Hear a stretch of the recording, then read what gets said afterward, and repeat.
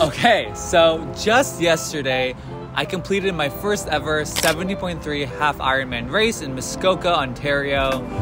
This was me when I crossed the finish line after 6 hours and 46 minutes of swimming, biking, and running. This was my first attempt at the 70.3 distance, and I made it to the finish line.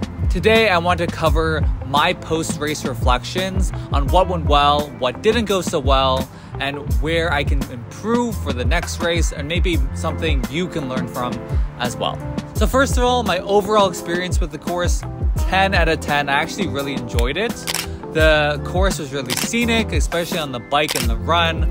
The water was really warm, so really no complaints. So what went well? Well, I surprised myself. I exceeded pretty much all the expectations I had going into this race.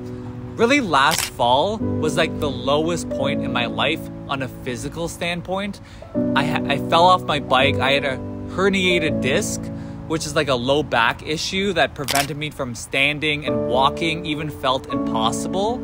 So just the fact that I was able to cross the finish line and do it the way I did, where I was going all out for the entire, course, I'm just proud of the fact that I was able to do that. But I definitely recognize I made a few blunders on the course that definitely caused me to slow down. So let's talk about that. One, by God, swimming in a straight line. I cannot swim in a straight line in open water. Like, I swear, whenever I'm in open water, I'm veering off to the right if I need to go to left. I'm veering off to the left if I need to go right. And I am sighting. I'm lifting my head as I do front crawl, but I guess I'm not sighting enough. I'm definitely doing swimming properly such that I should be swimming in a straight line. I'm never crossing this line, imaginary line, as I swim. If I just swim in a straight line and not veer off course, I could definitely shave off a good 2-3 minutes. Second, the T1 or the transition, my first transition, the wetsuit removal. My wetsuit removal, I just took off half and just ran and just jogged to my transition zone. Apparently, I'm not sure if this is the case for all Ironman races, but you can just have a volunteer. There's a wetsuit removal zone right at the start, as you get off the swim, where volunteers will just rip off the wetsuit off you. I didn't know that was a thing, so when people were yelling at me wetsuit removal here, wetsuit removal here, I didn't know what that was, so I just kept jogging and running to my transition zone with half a wetsuit on me. But I'll play a video right now. It's actually so funny. They just yank it off you, and it's so much faster. My wetsuit removal probably took off 2 minutes of my transition time. Number 3, bringing salt on my bike ride. I knew going in that I had to eat lots of salt throughout my bike ride, such that I'm not just drinking water and then my body can't use the salt or can't use the water because I don't have enough salt content in my body. So, because you're supposed to have a balance of water and salt in your body for your body to use that hydration. I knew that going in, and I had salt prepared. I just totally blanked and forgot it by the second kilometer of the bike. So at the very start, I was oh crap, I don't have my salt pills, and that's unfortunate. So that probably slowed down my bike a little bit. Number 4, biking in harder gears. So I definitely wanted to just take the bike course the easiest because it was probably my most difficult part of the triathlon. I have the least amount of experience on my triathlon bike. So I wanted to just keep a high cadence of 90 RPM or 100 RPM and just do that the entire course and not worry so much about speed.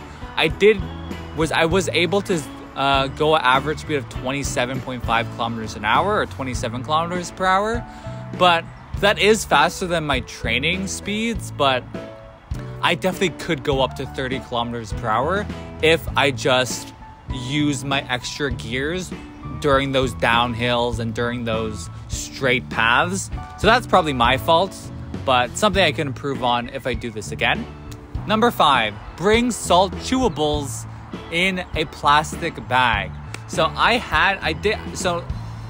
I transitioned from my bike to the run, I remembered to bring salt on my run.